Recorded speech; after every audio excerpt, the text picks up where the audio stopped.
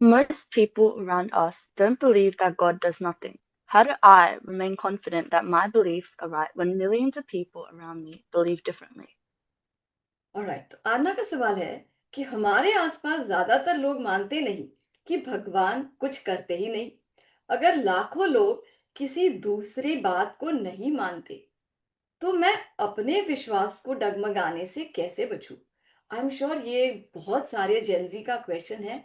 How do I firmly believe in whatever I learn about gens? बस एक ही point मुझे आपसे बोलना है कि दुनिया में रिच लोग बहुत ज्यादा हैं कि पुअर लोग ज्यादा हैं। अगर पुअर ज्यादा हैं तो क्या आप पुअर बनना चाहोगे कि रिच बनना चाहोगे? दुनिया में सब भूखे मर रहे हैं तो आप खाना खाओगे यदि बहुत लिमिटेड मिल रहा है, कि आप बोलोगे मैं भी भूखा मरूंगा? या फिर मैं आपसे पूछूं, मैक्सिमम लोग फेल हो जाते हैं, एक ही यूनिकॉर्न बनता है, तो आप भी मैक्सिमम लोगों का साथ दोगे या फिर आप सक्सेसफुल होना चाहोगे? और सबसे अंतिम बात मैं आपसे बोल रही हूँ कि यदि टाइटैनिक में सारे लोग डूब रहे हैं और नाव में बहुत कम लोग ही पार जा सकते हैं, तो व्हाट विल यू चूज? कि वो भी तो डूब रहा है, वो भी तो नाव में नहीं जा पा रहा है, मैं भी नहीं जाऊंगा। तो so it's the masses versus classes. बहुत बढ़िया पॉइंट अनुभव जी ने भी बताया, संयम जी ने बताया कि Vivek, what you really need is common sense. आप वीतरागता में सुख है कि नहीं है, और वीतरागी भगवान सच्चे हैं कि नहीं है। बस इतनी सी बात अपने दिमाग से लॉजिकली समझो, आपको सारे जवाब मिल जाएंगे। बाकी संसार में यदि आप रेशियो पॉपुलेशन वाइज देखोगे जीवों की, तो निगोद में बहुत पॉपुलेशन की जगह है, नरक आदि गतियों में, तिरंज गति में बहुत पॉपुलेशन की जगह है, और जितने लोग मोक्ष जाते हैं वो बहुत लिमिटेड हैं। 6 महीने 8 समय में सिर्फ 608 जीव मोक्ष जाते हैं। कितने लोग निगोज जाते हैं और कितने नरक जाते हैं, उसके सामने आप रेशियो समझ जाओगे, then you just know the right answer what you need to do. Thank you so much.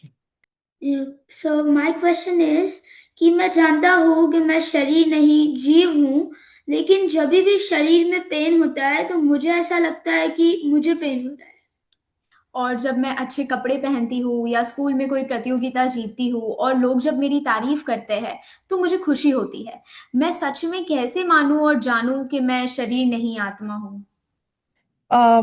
जैसे जिसको हम जानते ही नहीं है उसे चोट लगे, वर्सेस जिसे हम जानते हैं उसे चोट लगे, फर्क पड़ता है?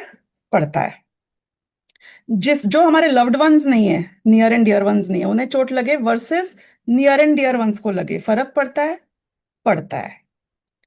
वैसे ही किसी और को चोट लगे और शरीर पे चोट लगे, फर्क पड़ता है। प्रवचन सार में, गाथा में शरीर के साथ संबंध को एक अलग ही टाइप का यूनिक संबंध स्थापित किया है। अब पॉइंट ये है कि ये तो रियल है चोट, अब मैं इसको कैसे इग्नोर करूं? पर पॉइंट ये भी तो है कि एक माँ के लिए उसको बच्चे को चोट लगे वर्सेस उसको चोट लगे, बोलो वो किसको प्रेफर करेगी? अगर उसके पास ऑप्शन है चेंज करने का, वो बोलेगी डॉक्टर से मुझे इंजेक्शन लगा दो, मेरे बच्चे को फायदा हो जाए, मुझे चलेगा, क्योंकि उसके लिए उसके बच्चे का पेन उसके शरीर के पेन से ज्यादा है।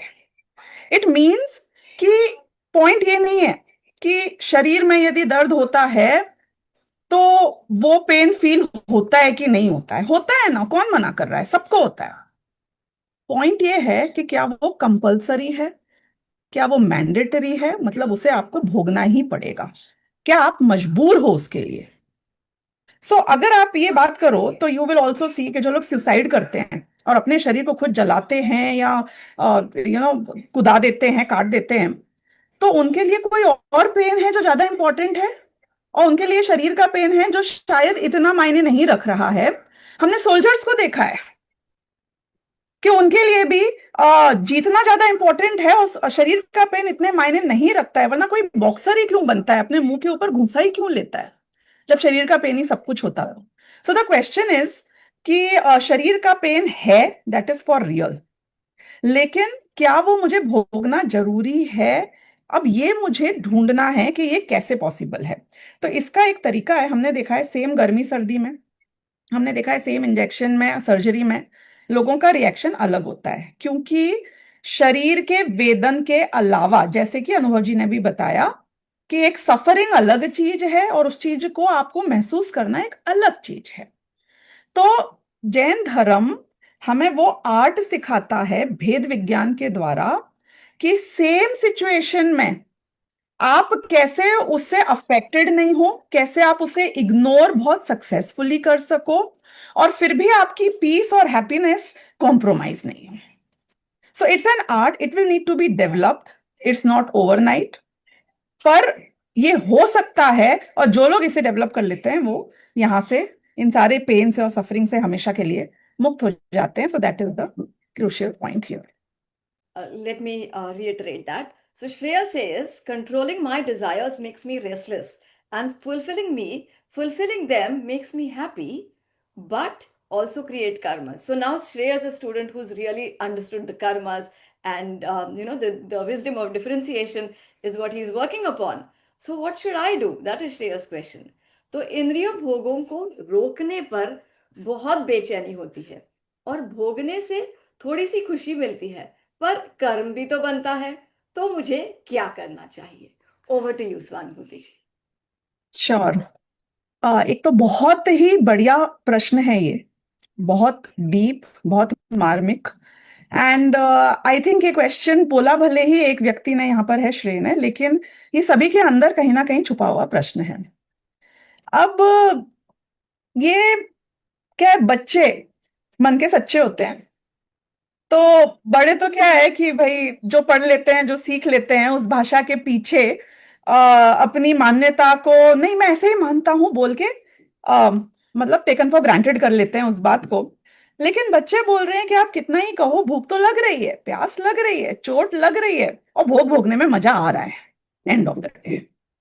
तो आप हमारे जो प्रत्यक्ष यानी प्रैक्टिकल डायरेक्ट एक्सपीरियंस है उसको थ्योरेटिकल बात से यदि चैलेंज कर रहे हो तो हम विश्वास कैसे करें, एक तो, और दूसरा यदि हम मान भी लें तो आपने डर खड़ा कर दिया।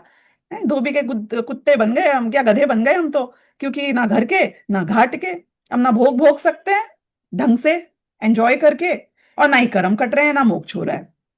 तो ये डायलेमा देखो, ये बिल्कुल ट्रू है कि है, लेकिन मैं आपसे एक बात पूछ रही हूँ श्रेय, ठीक है, पर्सनली तुमसे पूछ रही हूँ, बाकी लोग भी कोई चाहे तो चैट बॉक्स में इसके कमेंट्स डाल सकता है। कभी तुम्हारा मन हुआ कि हंटिंग पे जाओ एंजॉय करने के लिए, टू हैव फन? कभी फिशिंग नहीं। पर मन हुआ? नहीं। बहुत मजा आता है लोगों को हंटिंग और फिशिंग में भी, फॉर ऑल यू नो। तुमको क्यों मन नहीं हुआ कभी? आ, नहीं, there must be some reason, right? Why you never felt like doing it? इतने लोग करते हैं और इतने लोगों को इतना मजा आता है, गेम्स खरीद लेते हैं, खुद जाके फिशिंग नहीं कर पाए तो। फॉर स्टार्टर्स कभी ऐसा इंट्रोड्यूस ही नहीं किया गया था। हम्म। सेकेंडली, करने में जीवों की कोई मतलब बहुत हिंसा होती है, और वाओ। जरूरत नहीं है। I mean there's better ways to spend my time. I think you answered your own question here, because पहली बात, जहां आपकी श्रद्धा ने सपोर्ट नहीं किया, जहां आपका लॉजिक, आपका कॉन्सेप्ट इतना क्लियर था कि इतने जीवों की हिंसा, एक बेचारे मासूम से खरगोश को, एक रैबिट को जाके आपने शूट कर दिया है फॉर नथिंग, आपके दिल को वो बात स्वीकार नहीं हुई, यानी अपनी श्रद्धा इस बात को नहीं मानी। मे बी कुछ फन होता होगा किसी को, लेकिन you don't see fun in this because your belief system is overriding that fun, और आपको अब इच्छा ही नहीं हुई कभी वो करने की। हमारे जैनी बच्चे तो ऐसे भी होते हैं, मैक्सिमम आप भी ऐसे ही होंगे, कि यदि कोई वीडियो गेम दिया जाए कंप्यूटर पे या मोबाइल पे खेलने के लिए और उसमें बोला जाए कि इन खरगोशों को शूट करो, तो वो बच्चे नहीं खेलते हैं, वो बोलते हैं एक बॉल दे दो, हम उसे कैच कर लेंगे, हमें ऐसा गेम खिला दो। नहीं, बचाने का गेम खिला दो, कोई किसी को मार रहा है तो मारने का गेम मत खिलाओ। क्यों? क्योंकि गेम तो फन है, हार्मलेस फन है, कि नहीं, वो क्रूरता तो हमें स्वीकार ही नहीं है, स्वीकार ही नहीं है बिल्कुल भी। तो हमारी सारी आइडिया ऑफ एंजॉयमेंट और एंटरटेनमेंट ये हमारे श्रद्धा से पावर्ड होता है। अब आपने ये बोला कि मैं वो गेम खेल लूंगा ना कि जिसमें गेम भी खेल लूं और इतनी ज्यादा दोष भी नहीं हो, किसी की हिंसा नहीं हो रही है, there are other ways of enjoying life. तो निर्दोष आनंद भोगों में भी कंपैरेटिवली होता है। सुनना आप, we are talking about different aspects here. क्योंकि आइडियल तो चलो ठीक है, जब आप धर्म पढ़ते हो तो वो आपको ग्रेड 1 से लेके पीएचडी करने तक का है, पोस्ट डॉक्टरेट करने तक का सारा पाथ बता देते हैं। डज नॉट मीन कि अगर आप एक नर्सरी के बच्चे हो तो आप उसी दिन पोस्ट डॉक्टरेट कर सकते हो। It's gradual. Have you noticed that you outgrow a lot of interest in life? जैसे कि जब आप बच्चे थे श्रेय, तो आई am sure you had certain games, और जैसे ही आपके पास एबीसीडी वाला ब्लॉक होएगा, उसको आपको सीक्वेंस में रखना होता होगा। है वो गेम अभी भी खेलते हो उसके साथ कभी कभी? नहीं। You couldn't live with that game when you were 3 year old. Ask your mom. और फिर जैसे ही आप 6 year old हुए, आपने बोला नहीं, I have no more interest in this. यानी कि हम अपने इंटरेस्ट को भी आउटग्रो करते हैं at different stage in life, at different maturity levels of the way you start looking at things. तो मोक्ष मार्ग में भी एक मैच्योरिटी होती है जिसे हम गुणस्थान कहते हैं। मोक्ष मार्ग में भी एक वितरागता होती है जो ग्रेजुअली बढ़ती है। तो क्या मुझे 3 साल के बच्चे को एबीसीडी वाले गेम से डिप्राइव कर देना चाहिए, क्योंकि एंड ऑफ द डे वो उस चीज को तो वैसे भी नहीं खेलने वाला है बड़े होके? क्या हम ऐसा करते हैं? नहीं। हम उस स्टेज पे वो गेम देते हैं और आगे के स्टेज पे हम गेम्स बदल देते हैं। तो ऐसे ही मोक्ष मार्ग में आपकी सबसे पहले व्हाट मैटर करता है वो है श्रद्धा, और वो श्रद्धा इज पावर्ड बाय ज्ञान, विच मीन्स कि क्या भोगों में अल्टीमेट सुख है। Let's try to understand that. Is it solving your problem forever and permanently? तो आपको लगेगा कि नहीं, ABCD game is not solving my problem permanently, लेकिन आज के लिए ये ठीक है। आज के लिए मैं फिशिंग का गेम खिलवाऊं उस 3 साल के बच्चे को, उससे अच्छा है कि उसे एबीसीडी का गेम खिलवाऊं। तो हमारी जो अभी भूमिका है, हमारा जो अभी मेंटल स्टेटस है, उसमें हमें 2 काम करने हैं। पहला तो अपनी श्रद्धा को सही डायरेक्शन में फॉर्म करने के लिए जो एफर्ट्स करने चाहिए, मतलब trying to understand the right things and then believing firmly in them, ये हमारा पहला फोकस होता है और होना चाहिए, यदि नहीं है तो। अब एक बार आपकी श्रद्धा, जैसे कोई आदमी यदि फिशिंग कर रहा है या रैबिट को मार रहा है, आप उसे ये मत बोलो डोंट किल द रैबिट। क्यों नहीं किल करेगा वो? उसकी लाइफ, उसकी बंदूक, उसका रैबिट, क्यों नहीं करेगा? और कर भी देगा तुम्हारे डर से, because you are more powerful. तो the moment you will walk away, he will start killing the rabbit again. तो आप उसको क्या करोगे? आप उसे समझाओगे रैबिट इज लाइक अस, उसकी भी 2 आंखें हैं, 2 कान हैं। मुझे एक इतना सा कांटा चुभता है तो पेन होता है, आप उसको जबरदस्ती इतना पेन दे रहे हो for nothing. No, you are converting the way he is looking at things, उसकी श्रद्धा, उसका ज्ञान। तो ये सेम थिंग हमको हमारे विषय भोगों पे, इंद्रियों के विषय भोगों पे भी अप्लाई करनी है। पहले उसका लॉजिक देखो, उसकी लाइफ देखो, उसका बेनिफिट देखो। और एक बार खाना खा लिया तुमने, बहुत यमी चीज ही क्यों ना खा ली हो, कितना लास्ट करती है? The moment you stop chewing, the moment you Gulp it, उसका टेस्ट खत्म हो जाता है for ever and ever and ever. तो उसका आनंद सिर्फ तब तक ही आ रहा है आपको जब तक आप च्यू कर रहे हो। वहां भी अगर आप डिस्ट्रैक्टेड हो तो वो आनंद भी नहीं आएगा शायद। You are busy doing something else, you won't realise. तो विषय भोगों में पहले हम श्रद्धा बदलेंगे, हम अपने ज्ञान से उस श्रद्धा को बदलेंगे कि सुख है कि नहीं है। उसके बाद भी मुझे तो अच्छा लग रहा है विषय भोग, कोई बात नहीं, अच्छा लग रहा है, दैट इज फाइन, क्योंकि अभी आपकी भूमिका है। तो इस भूमिका में क्या करोगे कि मुझे कुछ तो गेम खेलना है, मैं बच्चा हूं, कि गेम खेल लो, पर वो गेम खेलो जहां पे कम से कम दोष हो। इसलिए विषय भोगों में भी एक बहुत ही पाप वाले विषय भोग होते हैं। एक जुआ खेलना है, एक चोरी करना वाला विषय भोग भी है, एक पाप करके पैसा कमाना है, किसी को मार के दुख करके हिंसा करके पैसा कमाना है, और एक है कि हम ऐसा बिजनेस करेंगे जिसमें हिंसा ना हो, हम लिमिटेड कमाएंगे, हमें जितना खाना है खाएंगे, लेकिन हम नॉनवेज नहीं खाएंगे, हम आलू प्याज नहीं खाएंगे, हम रात्रि में नहीं खाएंगे। So nobody stopping you right now. ये नहीं कहा जा रहा है कि आप खाना खाना छोड़ दो, ये नहीं कहा जा रहा है कि आपको फूड अच्छा ही लग रहा है तो भी आप उसका अच्छेपन को पाप समझो। आप ये देखो कि उसका अच्छापन कितना खोखला है। How much does it last? Does it really give you that happiness that you seek or the permanence that you seek? तो ये एक तो श्रद्धा का विषय हो गया पूरा का पूरा।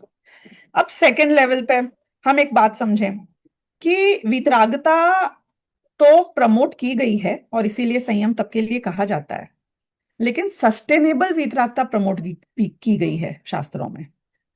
फ्लक्चुएटिंग मरघटिया वितरागता जो आज है कल नहीं है, मैंने 2 दिन अपने आप को उस चीज से ऐसा डिप्राइव रखा कि तीसरे दिन से मैं उसमें डबल कूद गया, that's not helping you in the long run. You understand what I am saying here? Sustainable वितरागता, वितरागता जो टिकी रहे, जो टिकने के बाद बढ़े, घटे नहीं, उस वितरागता को जैन धर्म में प्रमोट किया गया है। तो वो वितरागता कैसे आएगी? वो यदि आपने बोल दिया कि मैं मीठा खाना छोड़ देता हूं, उससे नहीं आएगी।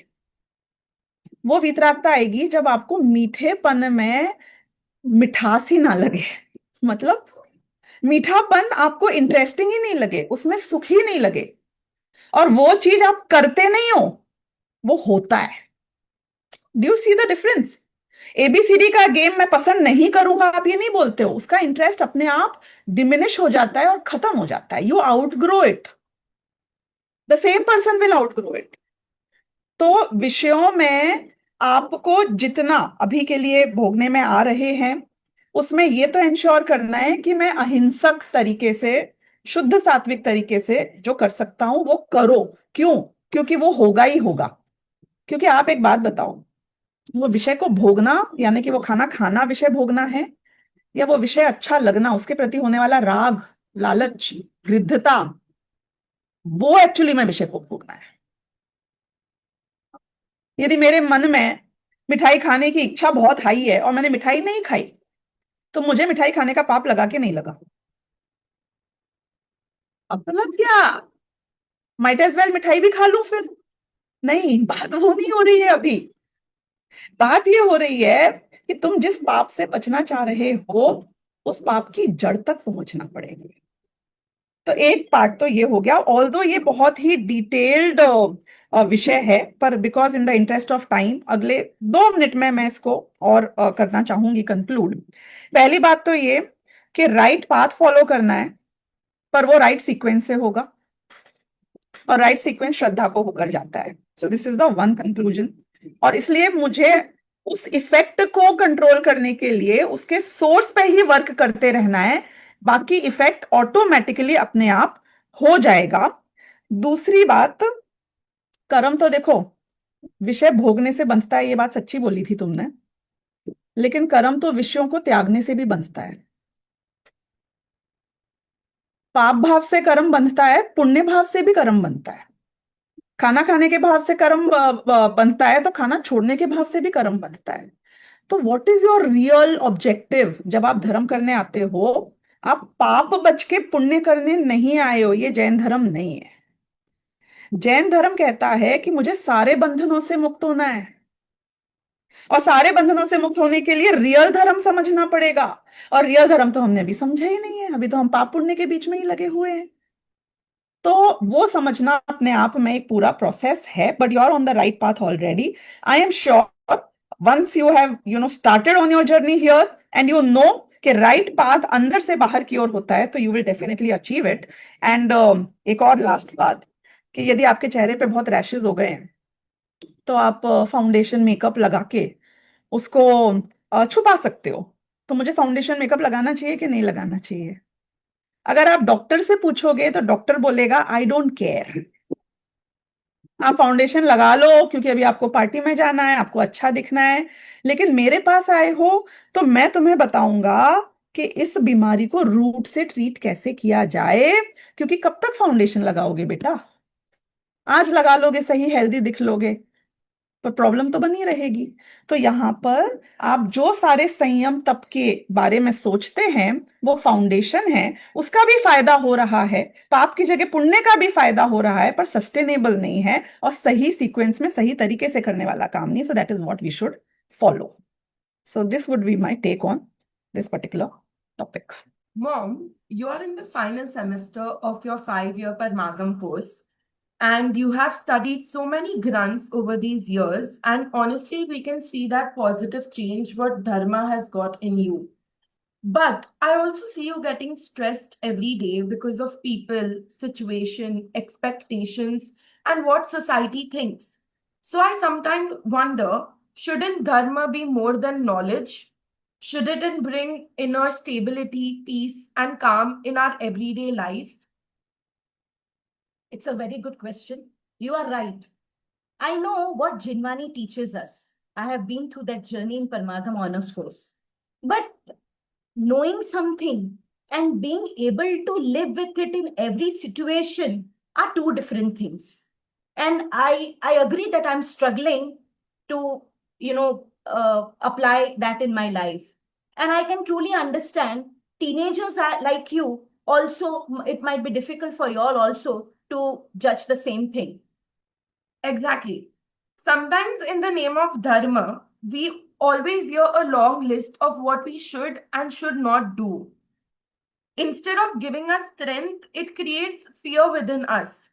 But isn't dharma supposed to teach us how to practically apply what we learn in our everyday life? That's why I have seen that change, and I want to know how can Jinvani help us not only to know dharma, but we live with it with greater peace, understanding, and inner strength. So, so do you mean to say that you are looking for the acharan part? How do you implement it? Yes. Over to you, Tanuji. Can you please speak in Hindi, the dialogue form, please? So I'm Varenya now. I'm asking पूर्वी जी, माँ आपने 5 साल के परमागम course के अंतिम आप परमागम sorry माँ आप अपने 5 साल के परमागम कोर्स के अंतिम सेमेस्टर में हैं। आपने इतने सारे ग्रंथों का अध्ययन किया है और हम भी आपके अंदर आए सकारात्मक बदलावों को साफ देख सकते हैं। लेकिन मैं यह भी देखती हूँ कि आप हर दिन लोगों को परिस्थितियों, अपेक्षाओं, तुलना और समाज क्या सोचेगा, इन सब बातों को लेकर तनाव में आ जाती हैं। तो कभी कभी मेरे मन में सवाल आता है कि क्या धर्म केवल ज्ञान प्राप्त करने से कहीं अधिक नहीं होना चाहिए? क्या धर्म हमारे रोजमर्रा के जीवन में अधिक आंतरिक स्थिरता, शांति और सहजता नहीं लाना चाहिए? यस, आप सही कह रही हो। मैं जानती हूँ कि जिनवानी हमें क्या सिखाती है, लेकिन किसी बात को जानना और हर परिस्थिति में उसे अपने जीवन में उतार पाना, ये दोनों अलग अलग बातें हैं। और अगर मुझे इसमें संघर्ष करना पड़ता है, तो मैं समझ सकती हूँ कि तुम जैसे बच्चे जो है, उनके लिए यह कितना कठिन होगा। Now Varenya again is saying, बिल्कुल माँ, कभी कभी धर्म के नाम पर हमें केवल यह सुनने को मिलता है कि हमें क्या करना चाहिए और क्या नहीं करना चाहिए, एक लंबी सूची। इससे हमें शक्ति मिलने के बजाय हमारे अंदर डर पैदा होने लगता है। लेकिन क्या धर्म हमें यह नहीं सिखाता कि हम जो सीखते हैं उसे अपने रोजमर्रा के जीवन में व्यावहारिक रूप से कैसे लागू करें? जिनवानी हमें केवल धर्म को जानने में ही नहीं बल्कि उसे जीने में कैसे मदद कर सकती है, जिससे हमारे जीवन में शांति, समझ और आंतरिक शक्ति आए। This is the question. Over to you.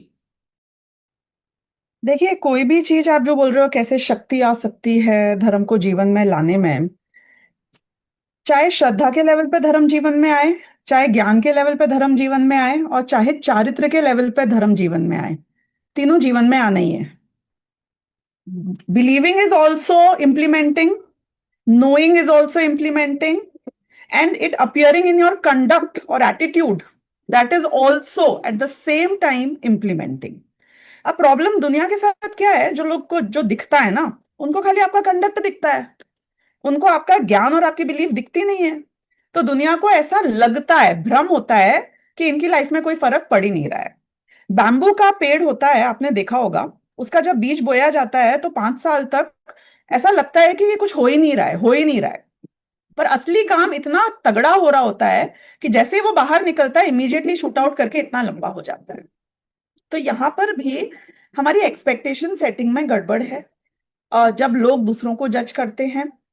दूसरी बात कि आप लोग कभी भी देखना, एक अगर बहुत बड़ी कंपनी का मालिक है, सम टाटा बिरला हुएवर, उसके पिताजी का बच्चा होता है 20 साल का, 21 साल का, वो ऑफिस में आता है, लोगों की एक्सपेक्टेशन डे 1 से हो जाती है कि ये तो बॉस का बेटा है, और उसका कंपैरिजन उसके मम्मी पापा से होने लग जाता है सबसे पहले डे 1 से। विद्वानों में भी ऐसे ही होता है, इतने बड़े विद्वान का बच्चा है, उनके जैसे ही होना चाहिए, ज्ञान भी और बोलने का स्टाइल भी और मैनेजमेंट भी और सब कुछ।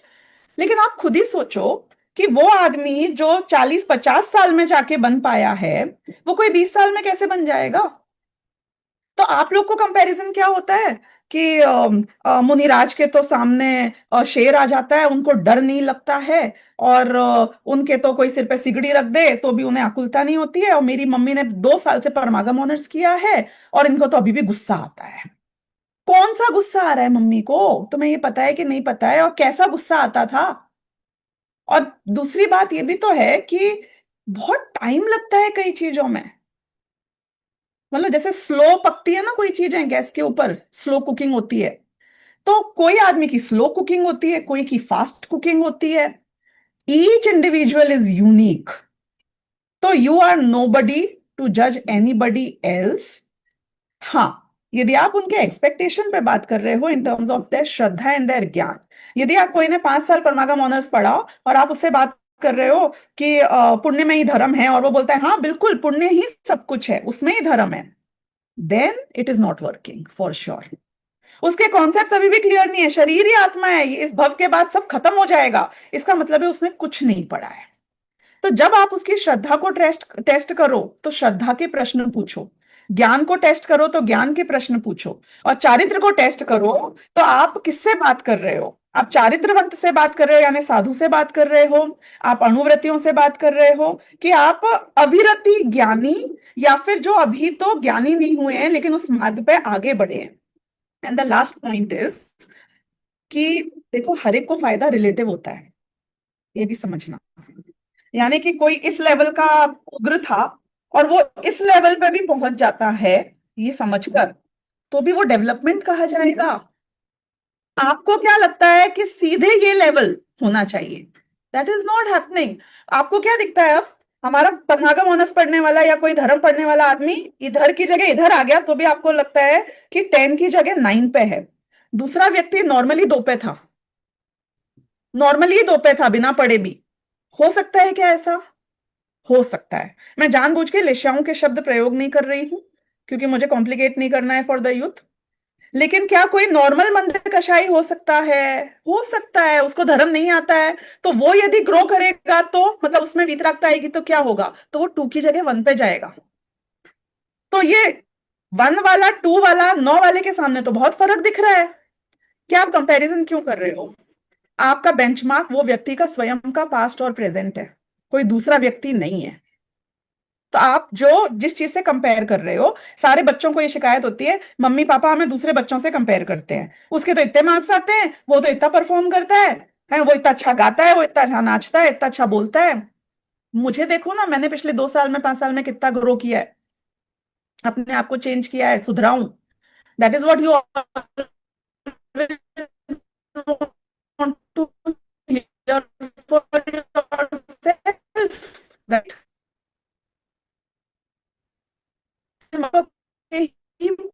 2 साल किसी और का करते हो, अपनी एक्सपेक्टेशन के लिए नहीं है, खुद के लिए है, खुद की मन की शांति के लिए है, और वो आनंद आपको स्वयं आएगा।